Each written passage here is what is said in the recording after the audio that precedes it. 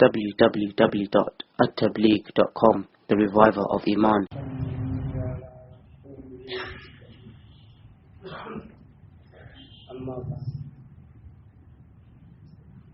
عن أبي الدرداء رضي الله تعالى قال قال رسول الله صلى الله عليه وسلم أكثر الصلاة علي يوم الجمعة وإنه يوم مشهود تشهده الملائكة وإن أحدا لن يصلي عليه إلا عرضت علي صلاته حتى يفرغ منه. قال قلت وبعد الموت؟ قال وبعد الموت إن الله حرم على الأرض أن تأكل أجساد الأنبياء ونبي الله حي يرضى أو كما قال عليه الصلاة والسلام. محترم دوستوں اور بزرگوں، اس وقت آپ حضرات کے سامنے بیان کے لیے مجھے بیٹھا دیے گئے. شاہ عالم صاحب جنہوں نے بیان رکھا وہ میرے حال سے واقف نہیں تھے. میں بیان کے لائق نہیں،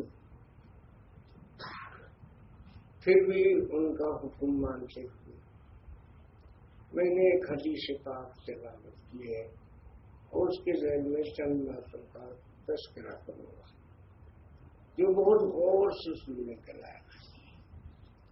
میں فالج زدہ آدمی، نومبر دسمبر سے فالج کا شکار ہو گیا اور لکھنؤ گیا ہوا تھا علاج کے لیے. وہاں ڈاکٹروں نے دیکھا تو بتایا 11 مہینے کی دوا ہم نے لی دی ہے اور ہمارا جو کام تھا وہ کر دیا ہے، لیکن ان کے حالات ایسے ہیں کہ یہ بچے نہیں. اور نومبر دسمبر سے 1 مہینہ گزر گیا. اس وقت زبان پر اتنی لغت تھی کہ بیان تو درکنار. میں بولتا اپنی ضرورت کے لیے تو میرے گھر والے کے علاوہ کوئی سمجھ نہیں سکتا. اب تو بہت اچھی حالت میں ہوں، بیان بھی کر لیتا ہوں اور زبان کی لغت برائے نام رہ گئی. تو اللہ نے شفا دیا اور ڈاکٹروں کو حیرت ہوئی کہ ہم لوگوں نے جس کے بارے میں کہا دیا تھا کہ بچے گا نہیں، ابھی بچ رہا ہے. اور یہ اللہ کی قدرت، جو بندہ چاہتا ہے وہ نہیں ہوتا ہے، جو اللہ چاہتا ہے. ابھی اور وقت باقی ہے، اللہ کو رکھنا منظور. ہماری اہلیہ بولتی ہے اب کے بار میں لیجیے گا، مر رہا تو نیٹ پر آ چکا کہ مر گئے. اور ہمارے بھائی لوگوں نے رضا خانوں نے قبر تک دکھا دیا کہ یہ اس مرموم کی قبر ہے. لیکن اللہ جس کو رکھے اس کو کون چاہے. ابھی بھی مرض میں مبتلا ہوں، لیکن جو عامی لوگ ہیں اور خود ہمارے ساتھی سنسر پڑے ہمیشہ، انہوں نے یہاں تک دکھا دیا کہ آپ کا صحت کن لوگوں نے کیا ہے اور ان کی تصویر بھی دکھا دی. خیر یہ سب کچھ آپ سے کہنا نہیں، جو وقت بچا ہوا ہے شفا آپ دعا کرنے. اور پتہ نہیں کون اللہ کا بندہ ایسا ہے کہ جس کی دعا قبول ہو جائے اور اللہ کس کی دعا سے صحت دے دے. ہزاروں لاکھوں لوگ دعا کرنے والے بھی ہیں اور بہت سے ایسے لوگ ہیں جو موت کے انتظار میں ہیں اور زبردستی مارنے کے دیر میں جب وقت سے پہلے ہی انتقال ہو قبر تک دکھا دیا. جب بعد میں معلوم ہوا کہ وہ تو زندہ کرنے میں غلطی ہو گئی. جو باقی وقت ہے وہ خیر سے گزرے اور خاتمہ ایمان پر. آپ دعا کرتے تو ہم کو امید ہے شفا ہو جائے گی انشاءاللہ۔ جو حدیث ہم نے پڑھی ہے آپ اس کو بغور سنیں، وہ ابن ماجہ کی حدیث ہے اور فضائل اعمال میں شیخ زکریا رحمۃ اللہ علیہ جو ہمارے پیر سے اور بہت بڑے محدث ہیں، یہ غیر مقلد حضرات علم نہیں رکھتے ہیں اور شیخ کو جانتے نہیں کہ وہ کتنے متقی پرہیزگار اور کیسے اللہ والے اور کتنے بڑے محدث ہیں، بہت الٹا سیدھا اعتراض کرتے ہیں۔ اس حدیث کے اوپر بھی بہت سارے اعتراضات ہیں اور سب کا جواب ہے جو معقول جواب ہے، اہل علم سمجھ سکتے ہیں۔ خیر، تو یہ ابن ماجہ کی حدیث ہے۔ امام بخاری کو تھوڑا اس پر اعتراض ہے، وہ کہتے ہیں زید ابن ایمن کی عبادہ ابن نسی سے ملاقات ثابت نہیں ہے، تو روایت میں ارسال ہے۔ حافظ ابن حجر نے اس کا بہت معقول جواب دیا ہے، لیکن صرف اہل علم سمجھ سکتے ہیں، جاہل نہیں سمجھ سکتے۔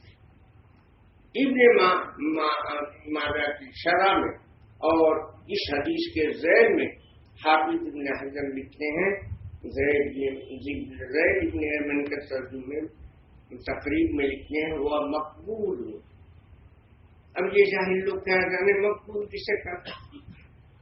مقبول اس راوی کو کہتے ہیں جس کی متابعت کی گئی، تنہا زید ابن ایمن اس کے راوی نہیں ہے، تو جب یہ مقبول ہے، اول تو بہت سے محدثین کے نزدیک میں ارسال کوئی چیز نہیں ہے، ارسال کے باوجود روایت معتبر ہوتی، لیکن اگر ارسال کو مان بھی لیا جائے کہ وہ قابل اعتراف ہے تو متابعت کی بات، جب روایت میں متابعت ہو جاتی ہے تو روایت مقبول ہو جاتی ہے۔ ایک راوی یا ایک کمزور آدمی ایک پتھر نہیں اٹھا سکتا ہے، کیوں؟ وہ کمزور ہے مریض، لیکن 10 کمزور آدمی مل جائے اب وہ پتھر اٹھا رہے ہیں۔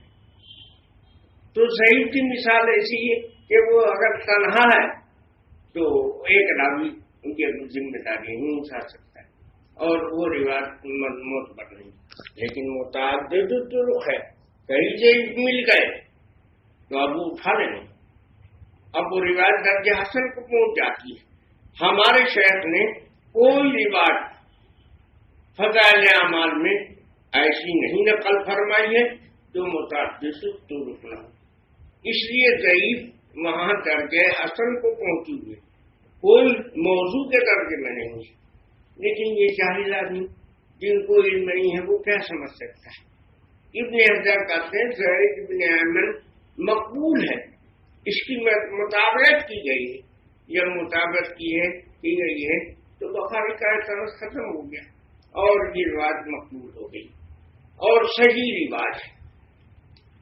ابو یعلا کی روایت میں الانبیاء فی قبورہم احیاء یصلون، انبیاء اپنی قبروں میں زندہ ہیں اور نماز پڑھتے ہیں، اور مسلم شریف کی حدیث میں معراج کی حدیث میں لکھا ہوا حضور فرماتے ہیں میں نے موسیٰ علیہ السلام کو کثیب احمر کے پاس دیکھا اور دیکھا وہ کھڑے اپنی قبر میں نماز پڑھ رہے ہیں۔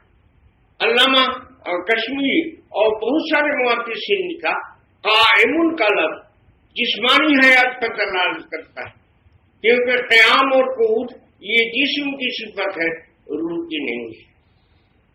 اس سے معلوم ہوتا ہے کہ انبیاء کو جسمانی حیات حاصل ہے، اور یہ غیر مقلدین کہتے ہیں نماز کیسے پڑھیں گے؟ نماز تو زندگی میں ہے، موت کے بعد نہیں ہے۔ کتنے بڑے جاہل ہیں، نماز جو زندگی میں ہے وہ فرض ہے، نماز صرف فرض نماز پڑھی جاتی ہے، نفل و سنت نہیں پڑھی جاتی ہے، وہ مکلف نہیں ہے، لیکن ان کی روحانی غذا ہے نماز۔ اسی کو اس حدیث میں کہا گیا یرزقون حی یرزق، وہ زندہ ہے اور رزق ان کو دیا جاتا ہے۔ جو چیز بے انتہا محبوب ہوتی ہے اور جس چیز سے آدمی کو محبت ہوتی ہے، کہا جاتا ہے یہ تو اس کی خوراک، جیسے کوئی ٹی وی دیکھتا ہے اگر ایک دن نہ دیکھیں بے چین ہو جائے، کہیں تو ٹی وی تو اس کے اوپر ہے۔ اسی طرح سے احیاؤں جو یقون اور جو سلون ایک معنی میں، دونوں کے معنی ایک ہے، دو نہیں ہے۔ انبیاء زندہ ہیں اپنی قبروں میں، اور وہ زندگی ان کی ایسی ہے کہ اس میں رزق بھی دی جاتی ہے۔ اگر حقیقی رزق ہو، ظاہری رزق ہو، تب بھی کوئی تعجب کی بات نہیں ہے، کیونکہ زندگی میں بھی انبیاء کو بعض وقت جنت کی غذا اور خوراک مل جاتی۔ حضور نے صحابہ کو مسلسل روزہ رکھنے سے، صوم وصال سے منع کر دیا۔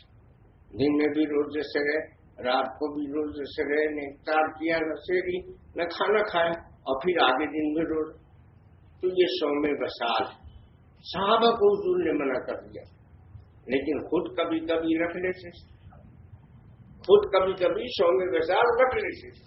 تو صحابہ نے اعتراض کیا کہ یا رسول اللہ، آپ ہم کو منع کرتے ہیں اور رکھنے کبھی کبھی رکھتے ہیں۔ حضور نے فرمایا ایکم مثلی لست کاحدکم یطعمنی ربی ویسقینی، تم مجھے دیکھتے نہیں ہو کھاتے پیتے، لیکن میرا رب مجھے کھلاتے تھے اور میرا رب مجھے پلاتے تھے۔ یہ کون سی غذا تھی جو آپ کو مل جاتی تھی؟ یہ جنت کی غذا تھی، اور اللہ کھلا دیتا تھا۔ تو جب اس دنیا میں کھلا سکتا ہے تو موت کے بعد کون تعجب کی بات ہے؟ اس لیے رزق اپنے حقیقی معنی پر بھی ہو سکتا ہے اور مجازی معنی پر بھی ہو سکتا ہے، اور جو سلون کے معنی بھی ہو سکتا ہے۔ اعتراض جتنے سے اس حدیث پر وہ ہم نے دفع کر دیا۔ اب حدیث پاک کا ترجمہ بہت سننے کے لائق ہے۔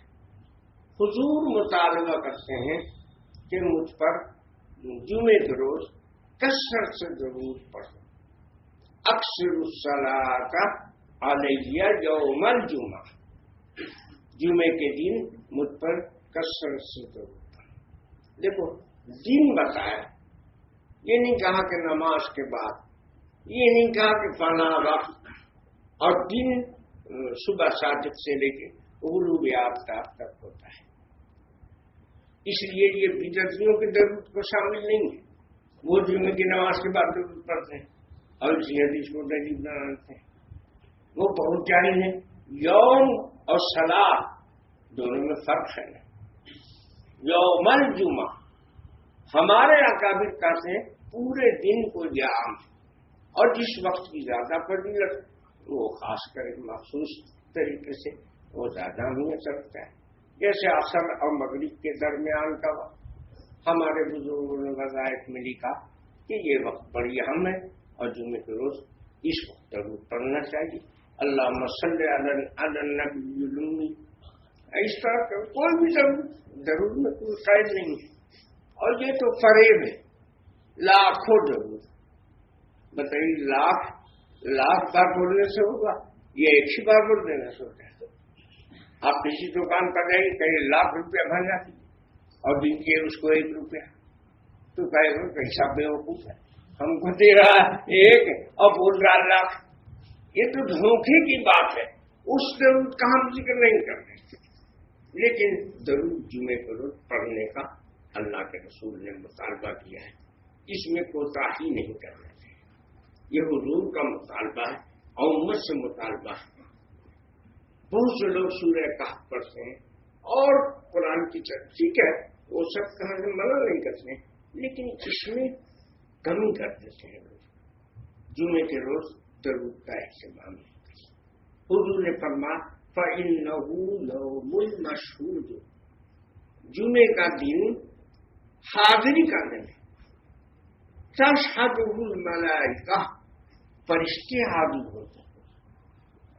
کہاں حاضر ہوتے ہیں، کیسے حاضر ہوتے ہیں، سب بخاری کی روایت میں تفصیل لمبی ہے بات ہے، اس وقت وہ چھیڑنا مناسب نہیں۔ تو فرشتوں کی حاضری کرنی ہے، اور قرآن میں جو کہا گیا ہے وشاہد و مشہود، تو مشہود کی قسم کھائی گئی ہے نا، یہاں پر کہتے ہیں فَإِنَّهُ يَوْمٌ مَّشْهُودٌ، یہ یوم مشہود ہے، جمعے کا دن ہی مراد ہے مشہود۔ حضور کہتے ہیں درود پڑھو. کیوں؟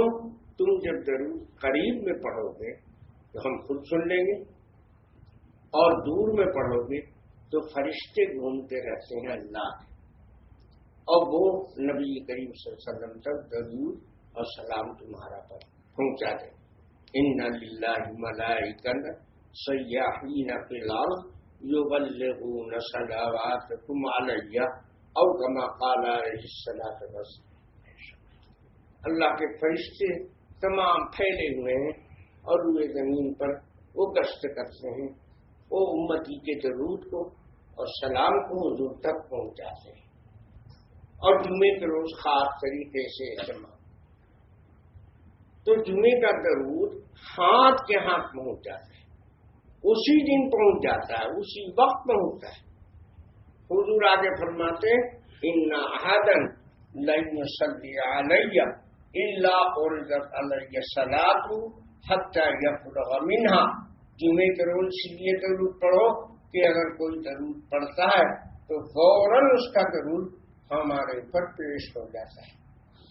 قبل حتی یفرغ منها، اور بعد نسخوں میں آتا ہے قبل یفرغ منها.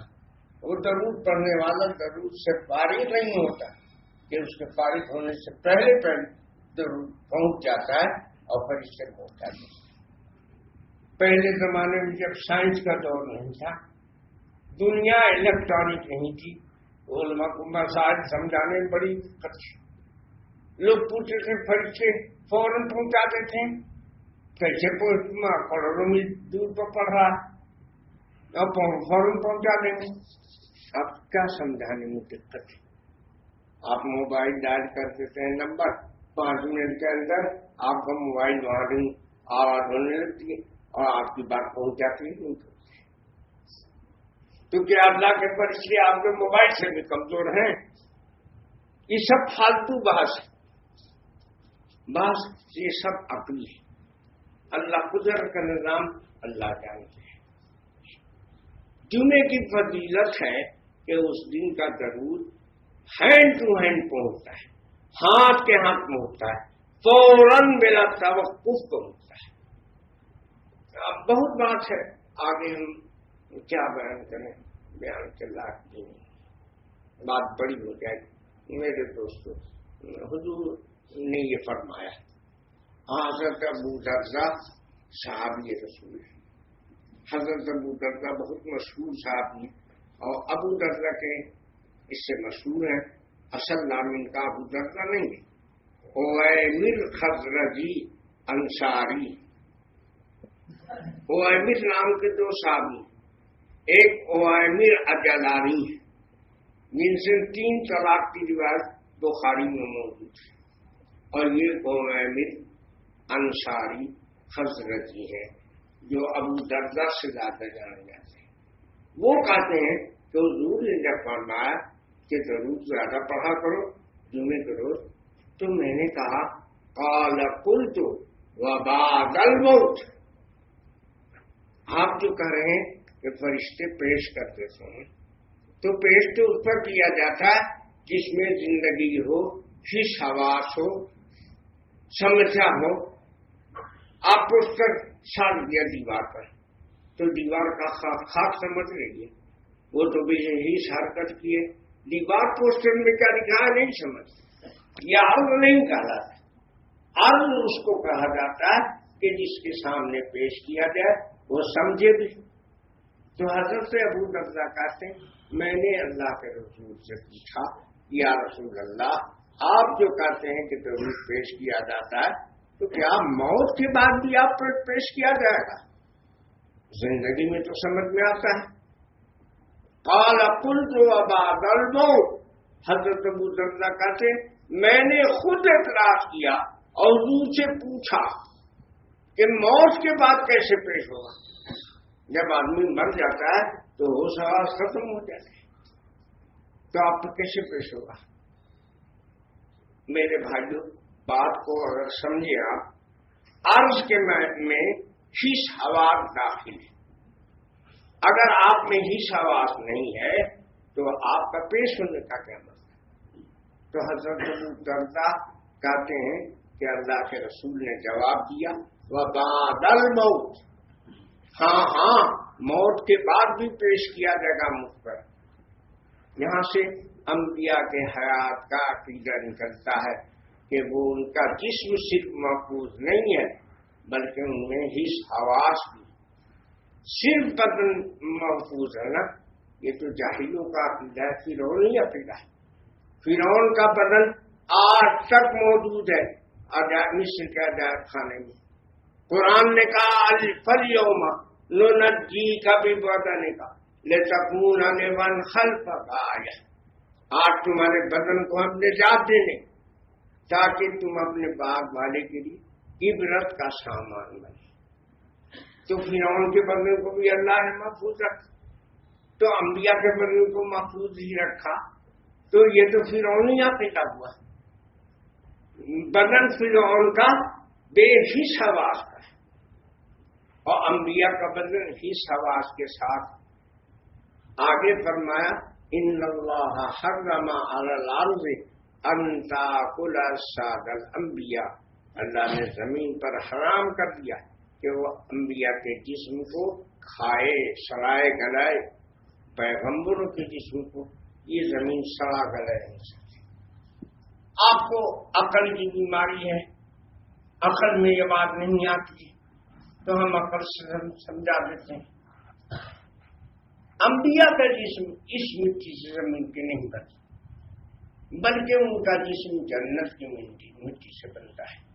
ان اجساد الانبیاء خلقت علی ارواح اہل الجنہ، حدیث کے الفاظ ہیں۔ انبیاء کے جسم کو اللہ نے جنتی خصوصیات پر پیدا کیا ہے، جنت کی مٹی سے بنایا، اس لیے ان کے جسم میں خوشبو ہوتی ہے۔ یہاں کے جسم جو بنا ہے پسینہ چلے گا بدبو ہو جائے گی، لیکن ان کے پسینے میں خوشبو ہے، جدھر سے وہ گزر جائیں گے خوشبو سے وہ راستہ وہ گلی معطر ہو جائے گی۔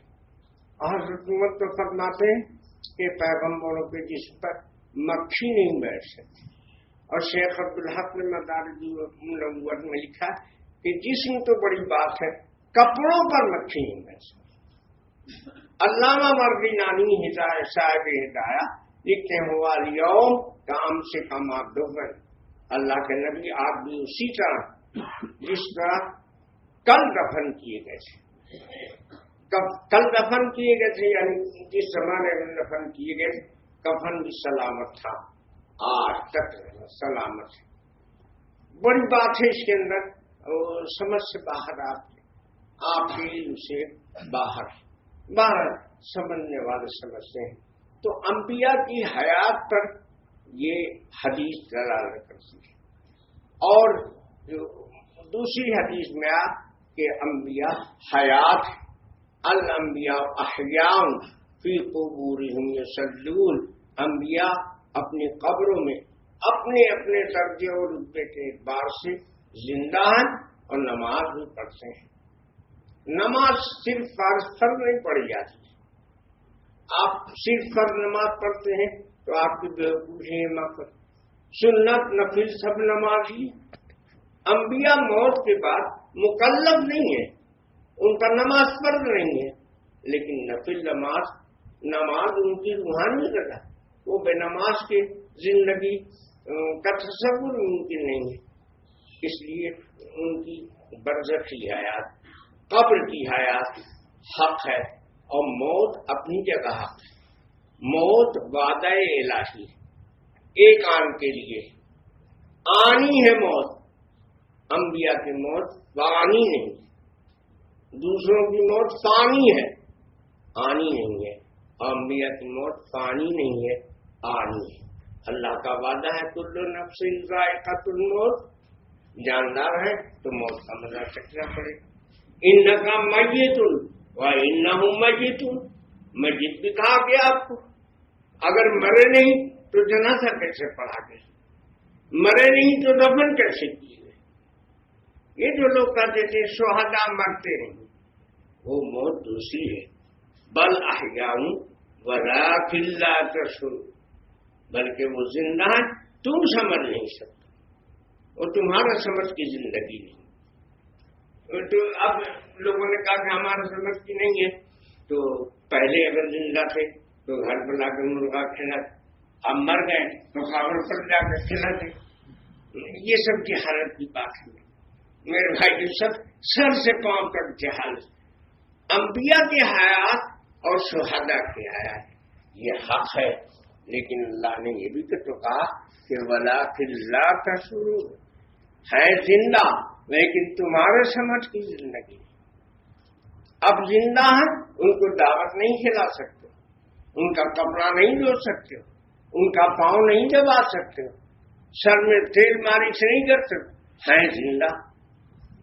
تمہارے سمجھ کی زندگی ہے. زبردستی سمجھنے کی کوشش کرنا یہ بدعات اور خرافات پیدا کرتا ہے.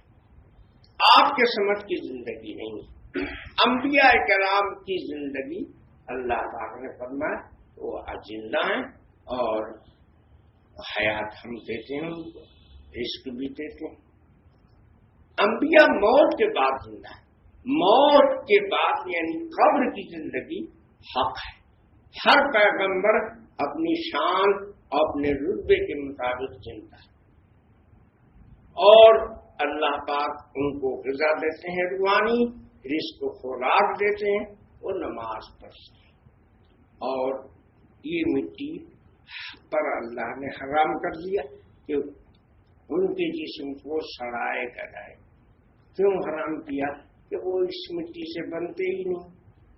جب اس سے بنے نہیں تو اس میں جانے کے بعد سڑے گے، گلے گے. یہ گرمی کا موسم ہے، آپ کے یہاں مہمان آئے، چینی کھول دیا پانی میں، شربت بنا دیا، چینی کا ذرہ اسی پانی سے نکلا، پھر پانی میں گیا تو پانی ہو گیا. گلنے کا رس کیا ہے؟ میٹھا پانی تھا، اسی سے چینی کا ذرہ بنا. لیکن اگر اسی پانی میں آپ بھراتا ڈال دیں اور صبح سے شام تک گھولتے رہیں، وہ ختم ہوگا. تو وہ تو برا ہے. جنت کی مٹی سے بنائے گئے، یہاں کی مٹی میں سے طاقتیں نہیں ہے تو کھاتے.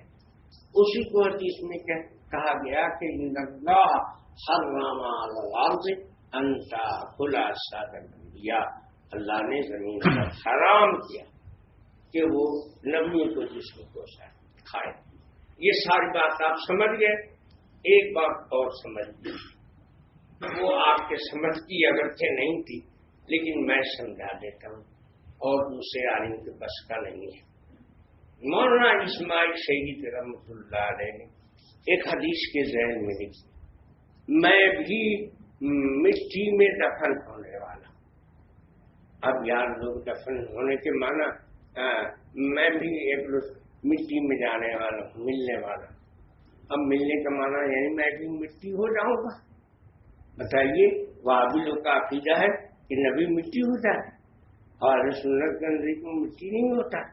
حدیث میں آیا کہ ان کا جسم باقی رہتا ہے. تو اتنا خراب عقیدہ ہے، یہ دھوکہ دیتے ہیں. ملنے کے معنی اردو زبان میں متصل ہونے کے. آپ گیہوں لے کر کے سوپ میں پھٹک رہے ہیں اور نیچے چاول رکھا ہوا ہے، سوپ ہاتھ سے ٹوٹ گیا تو کیا بولیں گے؟ گیہوں چاول میں مل گیا. کیا مطلب اس کا؟ چاول ہو گیا.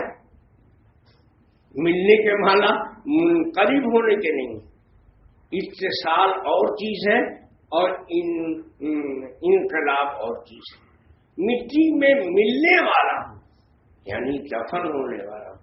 مدینے کی مٹی سونا تھوڑے ہے، اوپر بھی مٹی ہے، نیچے بھی مٹی ہے، دائیں بھی مٹی ہے، بائیں بھی مٹی ہے. تو مٹی میں تو ملے ہوئے ہیں. ملنے کا ترجمہ یہ کہاں کر دیا تم نے کہ مٹی ہو جائیں گے؟ ملنا اور منقلب ہونا دونوں دو لفظ الگ الگ ہیں.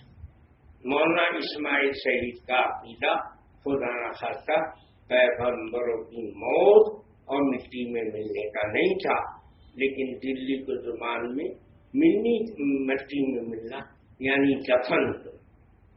دفن مٹی میں ہے. سارے انبیاء مٹی میں دفن ہے، حیات ہے اور مٹی میں دفن ہے. ملنا بمعنی متصل ہونا، منقلب ہونا نہیں. اس لیے وہ بات ان کی صحیح ہے اور یہ آپ کے سمجھ کی غلطی ہے. آپ کو نہیں معلوم ہے کہ ملنے کا معنی منقلب ہو جانا. میں مٹی میں ملنے والا ہوں یعنی مٹی بن جانے والا ہوں. بتائیے، زبردستی ان کے اوپر لگا دیا. یہ تہمت ہے، یہ حقیقت نہیں ہے.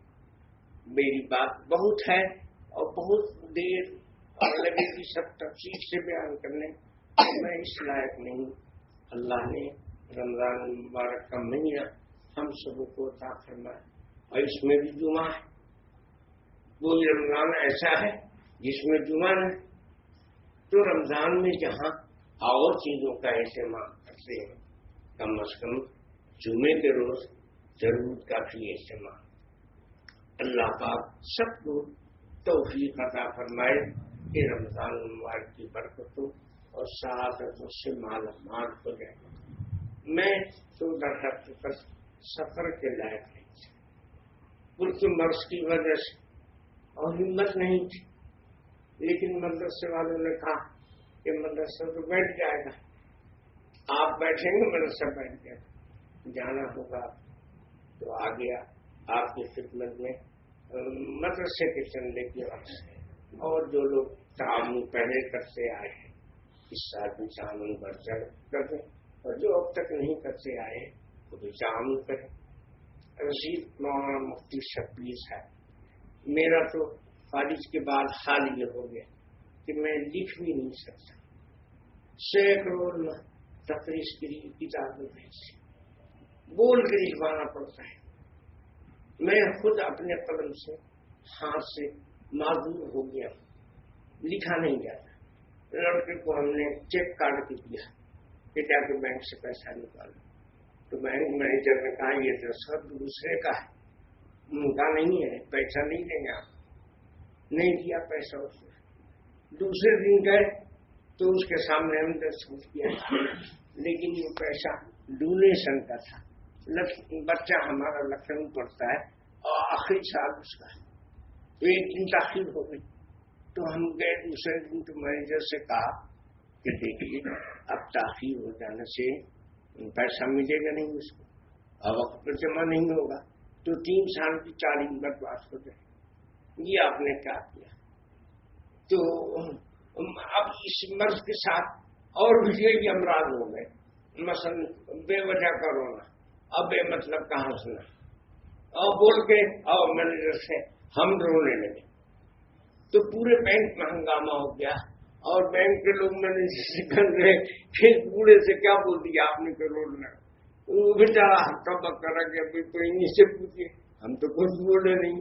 تو ہم نے لوگوں سے کہا کہ بھائی مینیجر صاحب تو کچھ نہیں بولے ہیں، یہ تو ہمارا مرض ہے.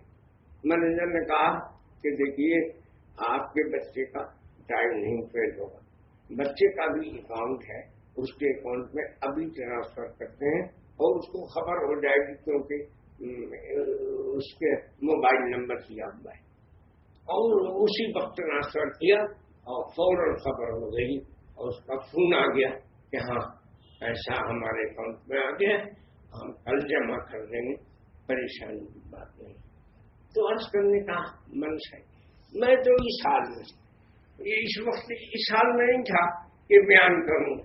سال میں کہا کہ میں نے بیان رکھ دیا، بات تعجب ہوا کہ بھائی بیان کیسے رکھ دیا، میں تو بیان کے لائق نہیں ہوں.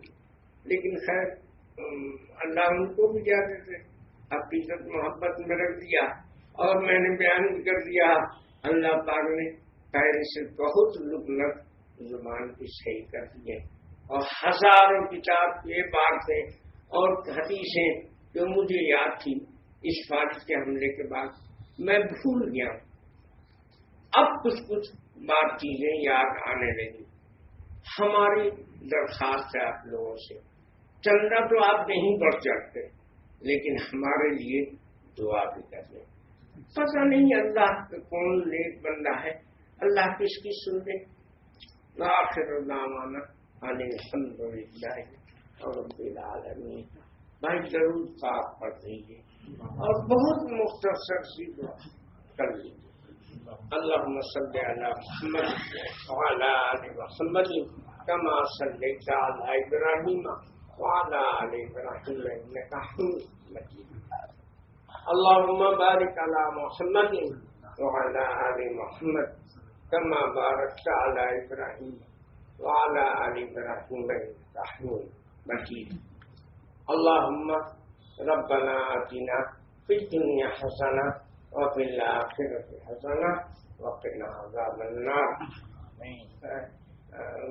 ربنا آتنا في الدنيا حسنة وفي الآخرة حسنة وقنا عذاب النار وصلى الله تعالى على خير خلقه محمد وآله وأصحابه وآل بيته وأزواجه وآل بيته وأزواجه وذرياته أجمعين برحمتك يا أرحم